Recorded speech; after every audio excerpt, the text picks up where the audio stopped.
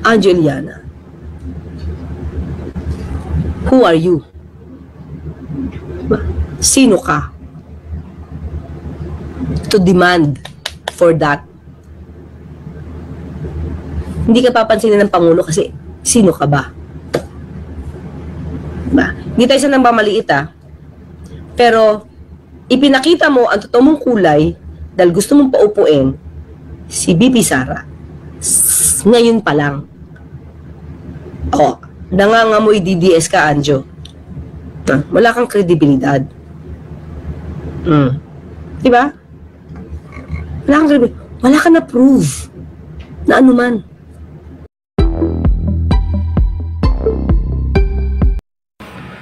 Yes, good afternoon po sa inyo lahat. At syempre, good afternoon sa kay Auntie Claire Castro. Yan ang presidential spokesperson yata ng Malacanang. Yan.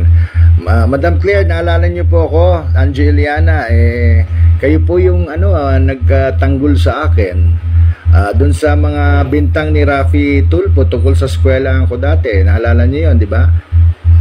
Hinimay-himay nyo at pinalabas nyo na itong si Raffy Tulfo ay talagang ginamit, sinira ang pangalan ko, sinira yung eskwelahan. Marami kaming pinag-aaral na libre, walang tuition. At yan po, at si Raffy Tulfo na hinimay nyo at lumalabas. Bakit ginawa nila to? Nagpapaaral nga si Anjo ng libre, tapos ibabalik yung tuition, wala nga tuition. Yun po, at maraming salamat. Panoorin nyo lang po si Auntie Claire Castro, si Raffy Tulfo tungkol sa eskwelahan ko para makita nyo kung anong ginawa sa akin ni Raffy Tulfo. At balang araw po ay marami po nag-a-advise sa akin na kasuhan ko to ng cyber libel itong si Raffy Tulfo dahil paninirang puri ang ginawa sa akin. Pero Auntie Claire, punta tayo sa sinabi nyo na ako daw po ay, sabi niya, walang karapatan. Wala daw akong karapatan na sabihin na magpa-hair follicle test si Presidente PBBM at parang nagalit kayo sa akin. Unang-una, Madam Claire Castro, ay it is the right of every Filipino to be heard. Diyan sa gobyerno, it is our right na pakinggan niyo po kami. Yung sa akin lang naman is a simple suggestion, Attorney Claire. Hindi po ako nakikipag-away kasi alam niyo, Attorney Claire Castro, manood po kayo ng mga ng mga lumalabas sa social media. Anong lumalabas? Lumalabas po na ang dami nagsasabi na yan, bangag-bangag daw po ang ating presidente. Bilang ordinary citizen, ako naman po yung nagsuggest lang na gawin nyo na yung hair follicle test para to disprove dun sa mga accusations kay Presidente. Pinagtatanggol ko nga si Presidente dito kahit BP Sara ako, pinagtatanggol ko si Presidente Marcos dito kasi po nakakairita na sa tenga, nakakahiya na sa ibang bansa na meron silang notion or hinala na baka nagagamit ang presidente natin. With that hair follicle test, that will disprove every accusation, every hinala na gumagamit ang atin na presidente. O ano naman po masama doon na Madam Claire Castro?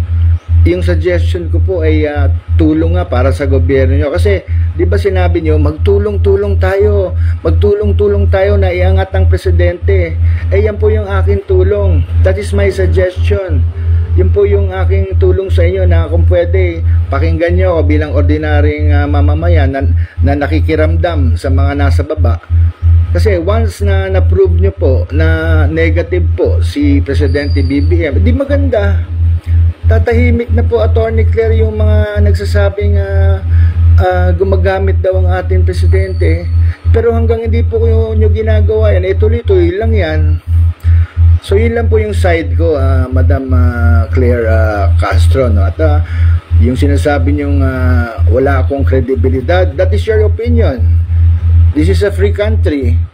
We are in a democratic country. Kung sabihin nyo kung pangit ako, kung gusto nyo sabihin na wala akong kredibilidad, nasa nasa inyo po yan. Wag lang yung magsasabi kayo, mag-iimbento ng hindi totoo at sinisiraan nyo yung pagkatao o puri ng isang tao, katulad ng ginawa ni yang si Senator Raffy Tulfo sa akin, na pinagbintangan akong scammer. Yan ang very yan. Yan ang dapat kasuhan ng cyber libel, paninirang puri. Pero yun nga, kung gusto yung panoorin, yung sinabi ni Attorney Claire na pinagtanggol niya ako noon laban dito kay Raffy Tulfo, hindi pa siya senador noon, panoorin yun. Nandiyan po sa FB yata yun, Attorney Claire. Kaya salamat, Attorney Claire, pinagtanggol mo ako dati. Si Attorney Labayan din, Libayan, meron din yata yung video noon na hinimay-himay nila na mali yung ginawa sa akin ni Senator Raffy Tulfo. Pero again, Madam Auntie Claire, kaya naman po ako nagpaparamdam ngayon ay hindi pa ako nakikipag-away. Yung sinasabi nyo, kasi DDS ako. Inaamin ko, DDS pa ako. Pero hindi naman na ibig sabihin na DDS ako, wala na akong pakialam sa gobyerno. Gusto ko nga kayong tulungan Gusto ko matanggal na sa isip ng tao na nagda-drugs po ang presidente. Kaya nga, hair follicle test na kayo, ipakita nyo, yan, negative, para tumahimik na yung mga bashers nyo tungkol dyan. Kasi ang pangit po tingnan. Yun lang po, Attorney Claire.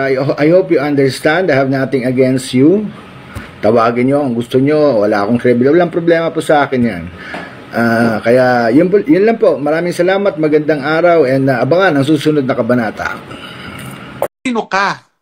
Bakit, Auntie Claire? Wala na bang karapatan